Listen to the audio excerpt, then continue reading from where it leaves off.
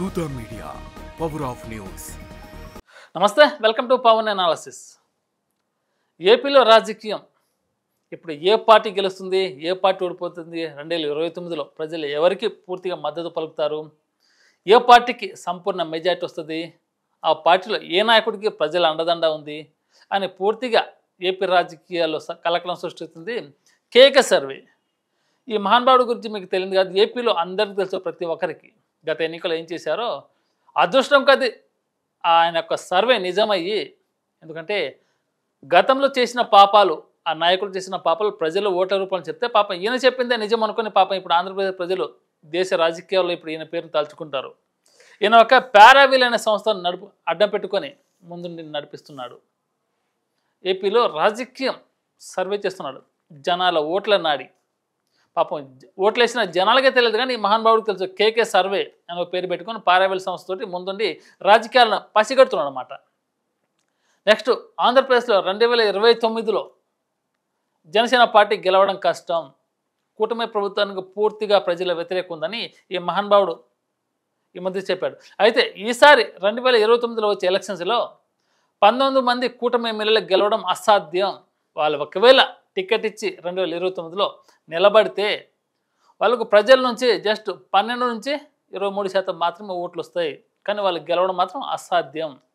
ఆ 19 మంది ఎమ్మెల్యే పైన ప్రజల్లో పూర్తి వ్యతిరేకత ఉంది అని ఈ మహానుభావుడు చెప్తున్నాడు కేకే సర్వేలా. అసలు ప్రజల నాడి ఎవరికీ తెలియదు, కానీ ఈ మహానుభావుడు ఎలా పసిగడుతున్నాడు? మరి ఈయనకి ఏమైనా మంత్ర విధులు వచ్చా, మరి ఏమైనా మంత్ర దండశక్తులు ఉన్నాయి ఆయనకి?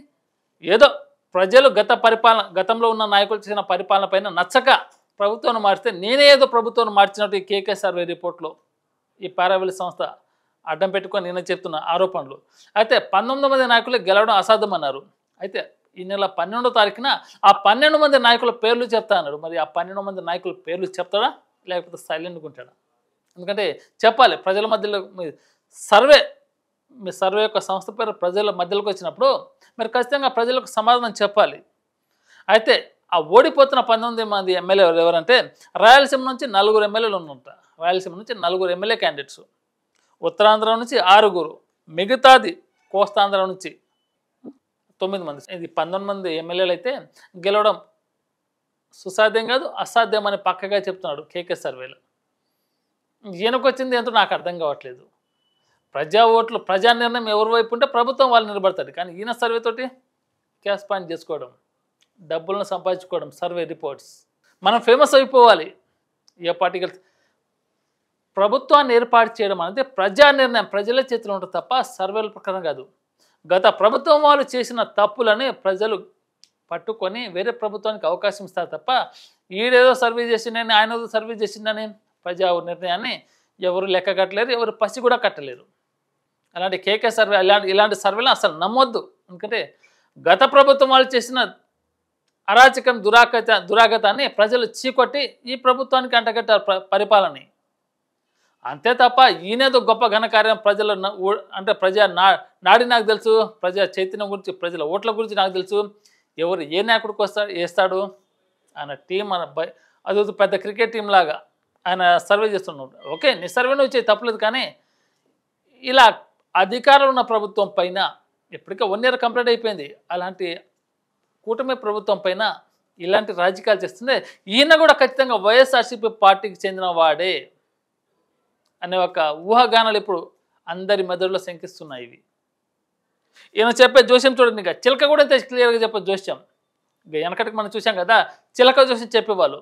ఆయన జోస్యం చెప్పినట్టే ఇప్పుడు కేకే జోస్యం. ఆంధ్రప్రదేశ్లో చిలక జోస్యం కాదు, ఇప్పుడు ఆంధ్రప్రదేశ్లో కేకే జోస్యం. చూడండి, ఒకవేళ 2029 ఎన్నికల్లో కూటమి ప్రభుత్వం తరఫున నిలబడితే ఈ మహానుభావుడు ఇంకా చూడండి, జూనియర్ ఎన్టీఆర్ సినిమాలో సూపర్ స్టార్గా ఉన్నాడు, ప్రపంచవ్యాప్తంగా గుర్తింపు తెచ్చుకున్న నటుడు ఎన్టీఆర్. ఆయన కూడా రాజకీయాల్లోకి వస్తే బాగుంటుంది, కూటమి ప్రభుత్వానికి ఆయన కూడా సీఎం క్యాండిడేట్గా ఉండాలి అని ఎన్టీఆర్ని లేనిపోయిన గోలలో లాగే ప్రయత్నం చేస్తున్నాడు ఈయన.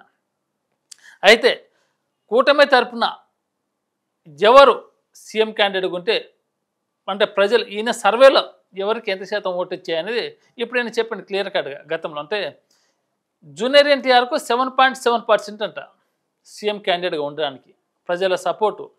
అలాగే పవన్ కళ్యాణ్ గారికి 39.53%. అలాగే మరి నారా లోకేష్ గారికి 47.55%. చూసారా, కూటమి ప్రభుత్వం గెలిచిందే పవన్ కళ్యాణ్ వల్ల, పవన్ కళ్యాణ్ గారి మద్దతు వల్ల. పవన్ కళ్యాణ్ గారు లేకపోతే కూటమి ప్రభుత్వం నిలబడడం అంత సాధ్యం కాదు. ఎందుకంటే 10 తల రావణాసురుడిని సంహరించింది చంద్రబాబు నాయుడు గారి పాత్ర ఉంది, అలాగే లోకేష్ గారి పాత్ర ఉంది. కానీ మెజారిటీ పాత్ర మాత్రం పవన్ కళ్యాణ్ గారిది. పవన్ కళ్యాణ్ గారు లేకపోతే ఈరోజు రాష్ట్రం అల్లకల్లోలం అయిపోయేది. 10 తలల రావణాసురుడిని సంహరించి అధికారంలో కూర్చున్నారు. ఇప్పుడు డిప్యూటీ సీఎంగా కీలక పదవిలో ఉన్నారు. పవన్ కళ్యాణ్ గారికి 39.53% అంట, నారా లోకేష్ గారికి 47.55% అంట. ఈ చిలక జోస్యం చెప్పే కేకే జోస్యం ఇంకో ఇంట్రెస్టింగ్ న్యూస్ ఏంటంటే, వైఎస్ఆర్సీపీ నాయకులు కూడా కూటమి ప్రభుత్వం నుంచి అభ్యర్థులను నిర్ణయించారంట. ఈయన చెప్పే చిలక జోస్యం ఎలా ఉందో చూడండి. ఇక చిలక జోస్యం కాదు, కేకే జోస్యం. ఒకవేళ వైఎస్ఆర్సీపీ నాయకులు కూటమి ప్రభుత్వం నుంచి సీఎం క్యాండిడేట్ ఎంచుకోవాలంటే వైఎస్ఆర్సీపీ అంటే వాళ్ళే ఓటింగ్ చేశారంట ఈయనకు. వైఎస్ఆర్సీపీ నాయకులు కేకే సర్వేలో కూటమి ప్రభుత్వం యొక్క నాయకులను సీఎం క్యాండిడేట్గా వాళ్ళు నిర్ణయించారంట. ఈయన సర్వేలో తేలింది. అయితే నారా లోకేష్ గారికి 33% అంట, అలాగే పవన్ కళ్యాణ్ గారికి 37% అంట. ఇక్కడ చూడండి ఇంకోటి, జూనియర్ ఎన్టీఆర్కు 21.5% అంట. ఈయన జోస్యం చిలక జోస్యం కాదు, కేకే జోస్యం ఇది ఖచ్చితంగా. ఇది ఖచ్చితంగా వైఎస్ఆర్సీపీ నాయకులు దగ్గరుండి రాస్తున్నారు. ఎందుకంటే గతంలో ఈయన కూడా ఎటువంటి సర్వేలు చేయలేదు. అనుకోని రీతిలో, అనుకోని తరుణంలో ప్రభుత్వం మారింది. గత ప్రభుత్వం చేసిన తప్పిదాల వల్ల ప్రజలు వాళ్ళ ఓట్లని వేరే ప్రభుత్వానికి వేసారు తప్ప ఈయన జోస్యం అనేది కరెక్ట్ కాదు. ఇది ఏదో ఫేమస్ అవ్వాలని, రాష్ట్రంలో నన్ను గుర్తించాలి, గుర్తిస్తే ఒక ఫేమ్ వస్తుంది, ఒక లీడర్షిప్ మెంబర్ వస్తుంది నాకు, నేను ఒక నాయకుడిని, నేను ఒక సర్వే సంస్థ యొక్క అధ్యక్షుడిని, పారావిల్ అనే సంస్థను అడ్డం పెట్టుకొని ఈ మహానుభావుడు ఈరోజు 12వ తారీఖున ఆ 19 మంది ఎమ్మెల్యే పేరు చెప్తా అన్నాడు. మరి చెప్తాడా లేకపోతే భయంతో అటు వెళ్ళిపోతాడో తెలియట్లేదు. అసలు ప్రజా యొక్క ఓటు నాడిని గుర్తించడం ఇప్పటి సర్వే సిస్టమ్లు కాదు కదా, కనీసం టెక్నాలజీ కూడా సాధ్యం కాదు. అంటే ప్రజలు అంతా తెలివి తక్కువ వాళ్ళు కాదు. ఎవరికి ఓటు వేయాలి, ఎవరికి బుద్ధి చెప్పాలన్నది ప్రజలకు ఖచ్చితంగా తెలుసు. అలాంటి ప్రజానాడిని పట్టుకొని ఈయన నా సర్వేలో ఇది వచ్చింది, జనాలు ఈ విధంగా రేటింగ్ ఇచ్చారు నాకు, వైఎస్ఆర్సీపీ నాయకులు అంటే కూటమి నేతలకు ఇంత పర్సంటేజ్ ఇచ్చారు, అదంతా బుల్సెట్ లెక్కలు అన్నమాట. ప్రజా నిర్ణయాన్ని ఎవరైనా గౌరవించాల్సిందే, ప్రజా ఓటు నాడిని మాత్రం ఎవరు పట్టుకోలేరు. ఇది మాత్రం కేకే సర్వే కాదు, ఇంకే సర్వే అయినా మీ ముందుకు వస్తే తన్ని అవతల పారేసేయండి. ఎందుకంటే ప్రజా నిర్ణయాన్ని ఎవరైనా తలవంచాల్సిందే. వాళ్ళు సర్వే చేసి, వీళ్ళు సర్వే చేసి, ఇంకోళ్ళు వచ్చి అదంతా బుల్సిట్ మాటలు. సర్వే చేయండి మీ ఫేమస్ కోసం, మీ డబ్బు సంపాదన కోసం, ఏదైనా పని చేసుకొని బతకండి. ఈ సర్వేలు చేస్తే మీకేం వస్తుంది? ఆపోజిషన్ పార్టీ నుంచి రావాల్సిన సొమ్ము వస్తుంది, ప్రజల్లో మంచి పేరు వస్తుంది, ప్రజలందరూ గుర్తిస్తారు. ఇదే పాపులారిటీ కోసం సర్వే చేస్తున్నారు తప్ప కేకే వాళ్ళు కూటమి ప్రభుత్వం పైన ఇప్పటి నుంచే వైఎస్ఆర్సీపీ నాయకులు ఇండైరెక్ట్గా వాళ్ళపైన యుద్ధం చేపిస్తున్నారు. ఆ విధంగా వెళ్తున్నారు. మరి చూద్దాం ఈ కేకే సర్వే.